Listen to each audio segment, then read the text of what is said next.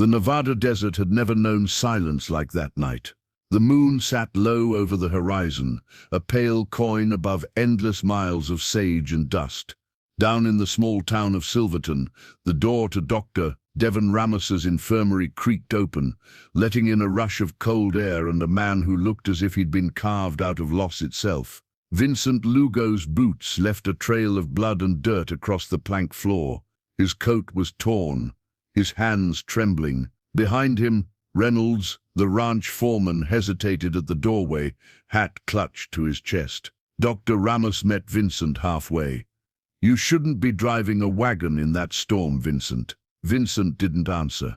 His voice had gone somewhere else, maybe buried in the wreckage along the canyon road. A nurse whispered from behind the curtain. "We did everything we could." Then came the sound Vincent would never forget. The slow, endless tone of the heart monitor that had replaced the laughter of his wife and children. He stared at the sheet-covered bodies and said quietly, "That was supposed to be me." Dr. Ramos took off his spectacles and sighed. "Sometimes the Lord doesn't trade the way we expect." Vincent didn't look up. "Then he's a poor businessman." The funeral happened 3 days later, under a sky that refused to weep. Wind rolled through the mesquite trees, scattering petals from wreaths that already looked tired. 3 caskets sat in a line on the hill behind his estate, the same hill where he'd once built picnic tables for summer Sundays. Jericho Matthews, his oldest friend, stood beside him. "You should say something, Vince." Vincent's throat felt packed with sand. "What's left to say? Maybe goodbye." Vincent's jaw tightened. "Goodbye implies I'm leaving them. I'm the one staying behind." The preacher spoke about mercy and heaven. The guests spoke about tragedy and time. Vincent spoke to no one. When the last shovel of earth hit the smallest coffin, he turned and walked away without looking back. That night he locked every room that had once held laughter. The nursery with its faded blue curtains. The sewing room, where his wife Lillian had hummed lullabies. He left toys on the shelves, tiny boots by the door, a half-finished crayon drawing pinned to the wall.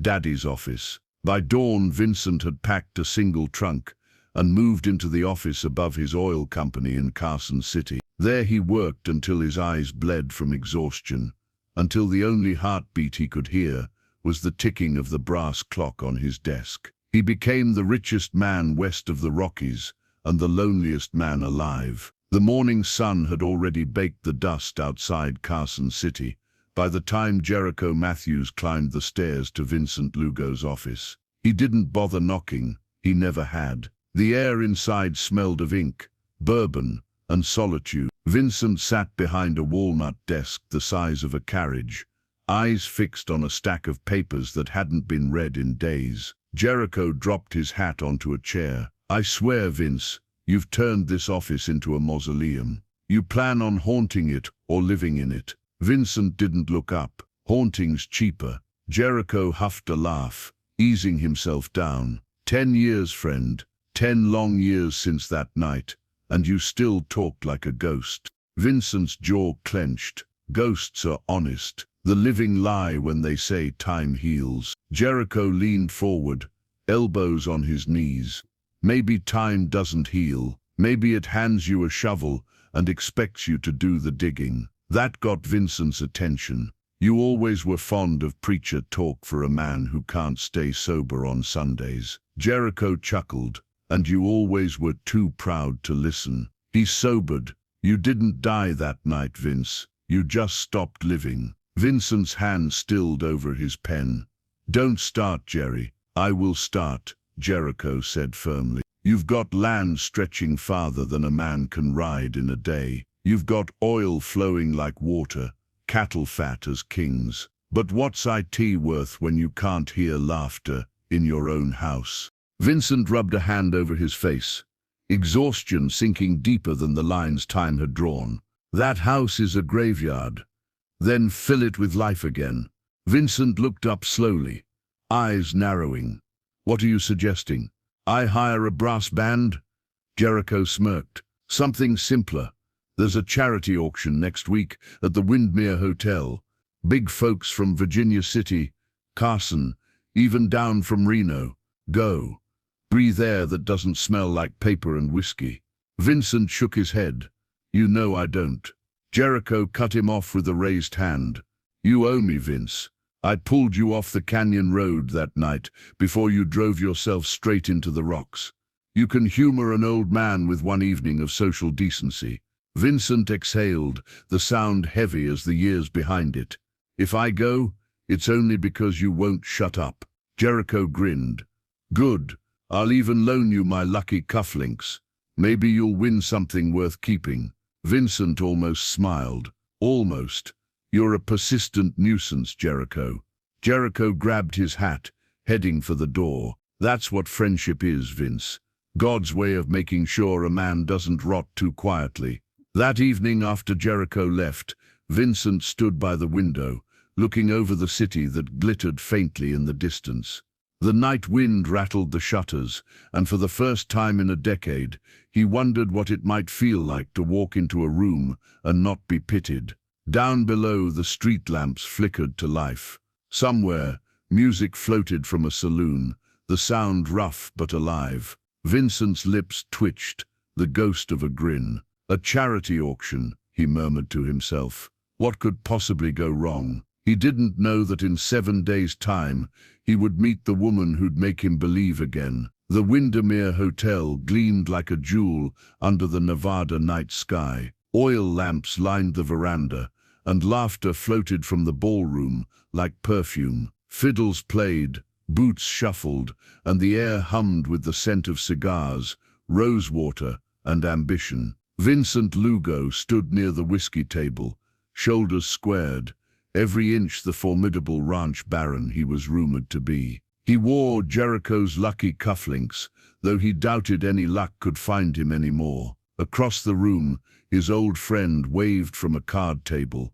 Jericho's grin said, "Don't you dare leave early." Vincent raised his glass in mock salute and turned toward the crowd. That's when he saw her. She wasn't the kind of woman who entered a room. She arrived in it, as though she'd been born from the very candlelight. Her dress was a soft cream, her hair pinned simply, her presence commanding without effort. She wasn't a flirt or a coquette. She was composed, the sort of woman who made other women stand taller. Vincent's first thought was that she looked terribly out of place among the painted smiles and practiced laughter. His second thought was that she didn't seem to care. A group of local businessmen clustered around her, eager to impress. He heard snippets, something about her work with the orphanage, the rebuilding of the Silverton schoolhouse. Her tone was clear, her smile kind, but not indulgent. She knew her worth and didn't have to advertise it. When she turned, their eyes met. For the first time in 10 years, Vincent felt something he hadn't recognized in so long: curiosity. Moments later, Nola excused herself from her group and approached the whiskey table. She nodded politely. "Mr. Lugo." His brow rose slightly. "You know my name." "Everyone does," she said easily. "The wealthiest widower west of the Rockies, or, as one newspaper called you." Her lips curved into a mischievous smile. "The billionaire with a second chance after the heartbreak." Vincent blinked, caught off guard. Then, to his own surprise, a rough laugh escaped him. "Is that what they're calling me now? I suppose it sounds better than the man who forgot how to smile." He tilted his head, intrigued. "You're braver than most." "I'm not brave," she replied. "Just honest. Most people whisper about you. I thought you might prefer someone who talks to your face." Vincent swirled his drink, studying her. "And what makes you think I want to talk at all?" Nola's eyes sparkled. "Because you're still here, and a man who truly wants to be left alone doesn't attend charity galas." He chuckled softly, a sound that startled even him. "You're observant, Miss Dunn." "Occupational hazard," she said. "I work with children. They lie often, but never well." The orchestra shifted to a waltz, and couples began to dance. The air felt suddenly close, heavy with rhythm. Nola looked out at the floor, then back to him. "You don't strike me as a man who dances." Vincent smirked. "You'd be correct. My feet are better suited for stirrups than waltzes." "Shame," she teased. You might have surprised someone tonight. He met her gaze steadily. You already have. That earned him the faintest blush. Not embarrassment, but recognition. Across the ballroom, Jericho raised his glass in quiet triumph. That's it, Vince. Remember how to live. But Vincent wasn't thinking about Jericho, or the crowd, or the endless years he'd wasted in silence. He was thinking about how a single woman's voice had slipped past every wall he'd built. When Nola turned to leave, he found himself saying, "Miss Dunn." She paused. "Yes?" He hesitated, then said the first truth that came to him. "Thank you." "For what?" "For reminding me I still know how to laugh." Nola's smile softened. "Then I've done my good deed for the evening." And with that she left him standing among chandeliers and whispers, his heart beating in a rhythm he thought he'd forgotten. Later that night, as the ballroom emptied and the lamps burned low, Jericho found Vincent still standing by the window. "Now that," Jericho said, slapping him on the back, "looked like the start of something dangerous." Vincent's voice was quiet, thoughtful. "She said, I had a second chance." Jericho grinned. "Maybe the lady's right." Vincent stared into the fading light.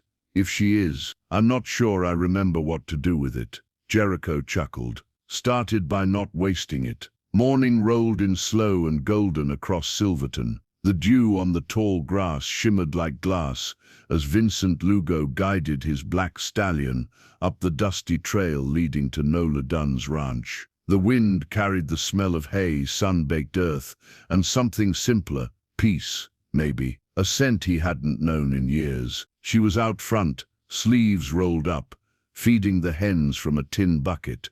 The sight struck him harder than expected.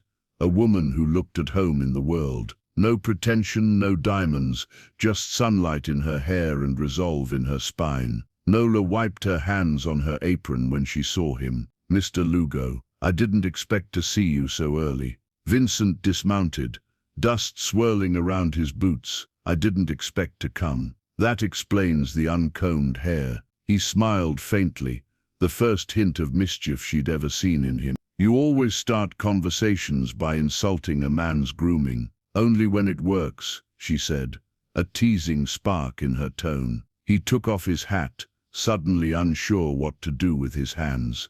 "Miss Dunn." "Nola, there's something I came to ask." She leaned on the fence eyes, curious. "That sounds serious. Should I sit down first?" "Maybe." She sat on the fence rail, crossing her ankles. "All right then, ask away." Vincent hesitated.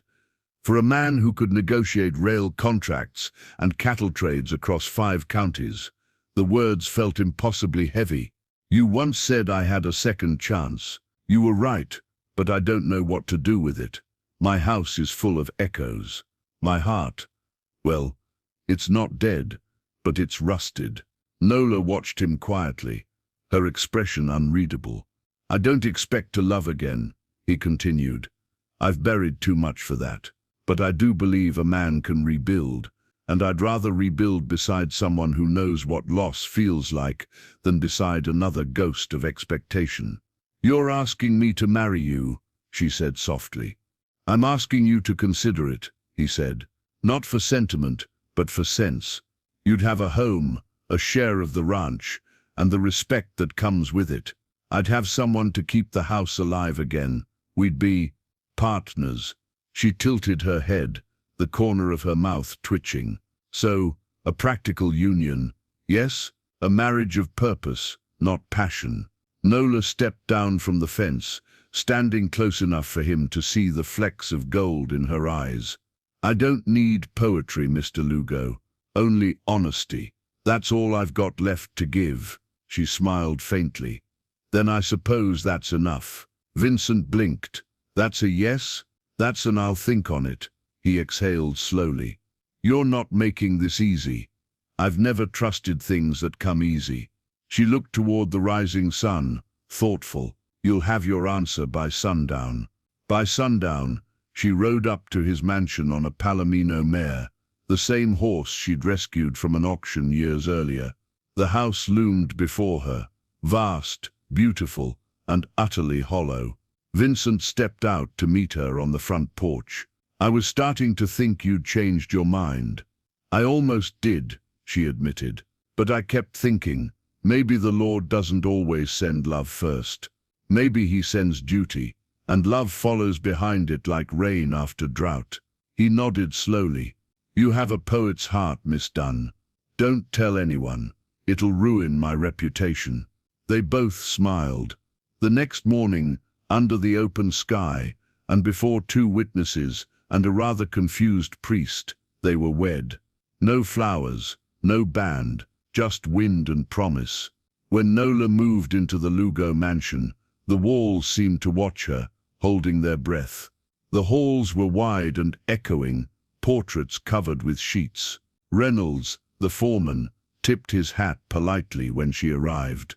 It's good to see someone finally walk in that door, ma'am. Been too long. Inside, Marie the housekeeper guided her up the grand staircase. Don't worry about the master, missus. He's not unkind, just quiet. That night, Nola dined alone at the long table. The silver was polished, the roast untouched. Vincent didn't come down until the candles were half melted. He paused at the sight of her. I'm not used to sharing the table. Then tonight you can start a new habit.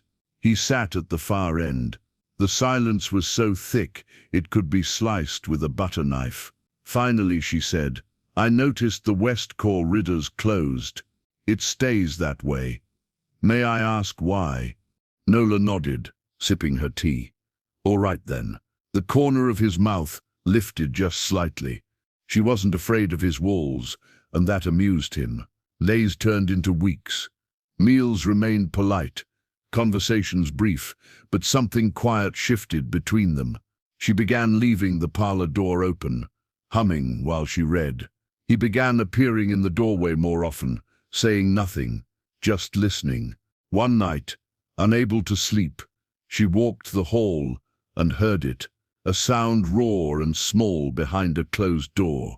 The kind of sound a man makes when grief finally cracks his ribs open. She didn't knock. She simply stood in the dark, hand pressed against the wall beside him, tears sliding down her own face. When morning came, Vincent came to breakfast, the first time since their wedding.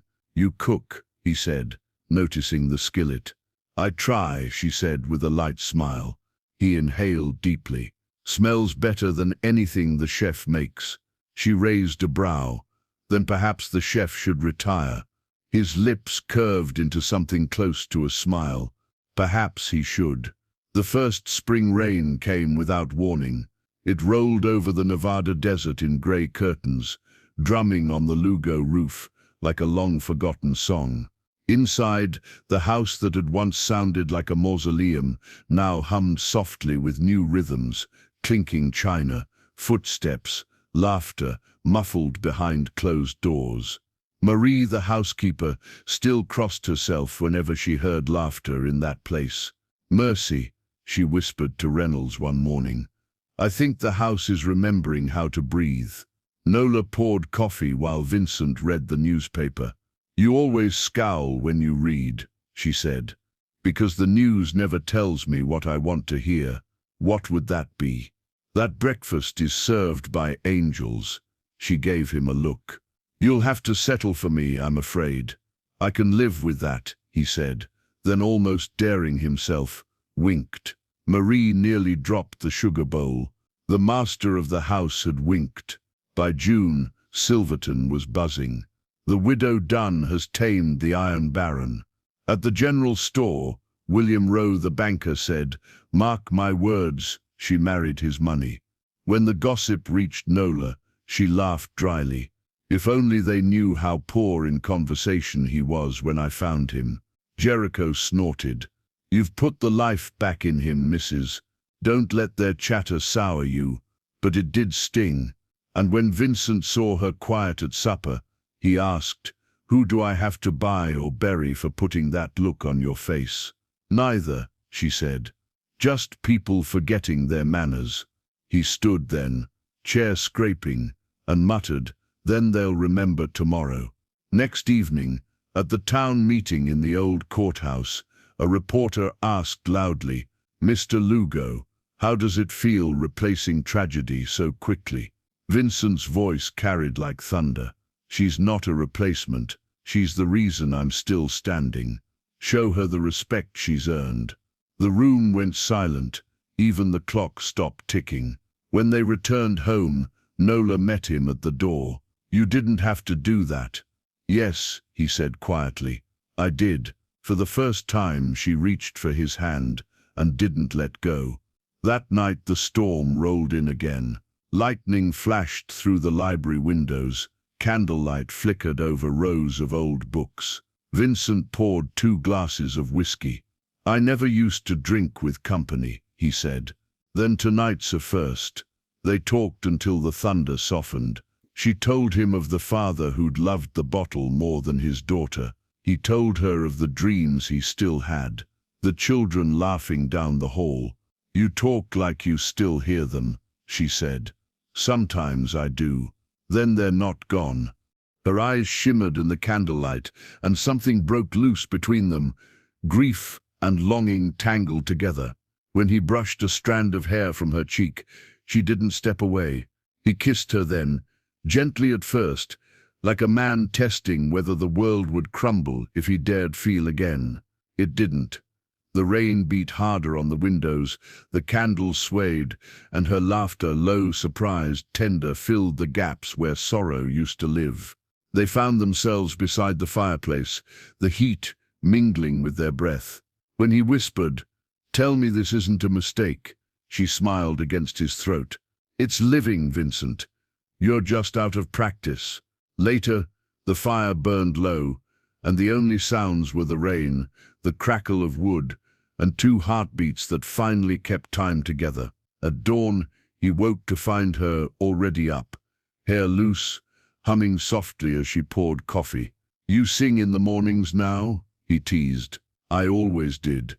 You just never noticed." He grinned, rough-voiced. "Then I'll have to pay closer attention." Nola turned, blushing and amused. "Good, you're improving."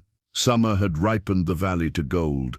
The ranch hands rode out early, the oil rigs turned slow and steady, and for the first time in years, Vincent Lugo whistled while checking the ledgers. Marie nearly fainted. "Mercy on us," she told Reynolds. "The master's whistling. Either the world's ending or heaven's opened." Reynolds just grinned. "No, ma'am. He's married to a woman who knows how to light a lamp in the dark." One morning Nola stood at the wash basin, staring at the water. The smell of soap made her stomach twist. She set the bowl down, pressed a hand to her lips, and laughed softly. When Vincent found her sitting on the porch steps, pale but smiling, she said, "There's something I need to tell you." He knelt beside her, worry flickering. "You're ill?" "Not quite." She placed his hand on her belly.